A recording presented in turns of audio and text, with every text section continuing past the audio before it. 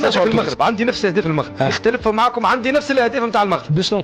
بشنو ثواني، عندي الغربي وعندي اللاعب. لا تغشش علينا عمار، ما لازموش زاد نقصوا من القيمه الفنيه نتاع المنتخب التونسي الموجود الحالي الموجودين. نفس الاهداف مع المغرب، هذه نفس الاهداف مع المغرب. شنو معناها المغرب باش تهز كاس المريخ، نلعبوا على كاس افريقيا احنا. يعني تقول لي المجموعه ماهوش افضل مني لا سامي ولا ما افضل مني اللوجيك نتاع الكره. لعبه سامي لا لا 90 دقيقه ما يمنيش هجوم المغرب يا ودي ما يمنيش.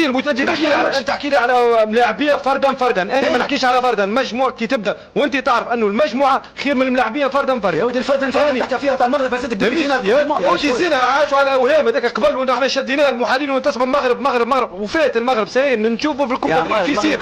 خرجت من ربع النهائي بحكيمي بعد كاس العالم، خرجت من ربع النهائي في بطوله افريقيا. مع شكون؟ معناها يا ودي تخرج مع شكون ما عاد تحب هي خير منا يا ودي مفيش من بريمير تور واللي قبل هذا الشحنه 100 وزير يا ودي خرجت وصلنا للحضيض. تحكي لي ما وصلناش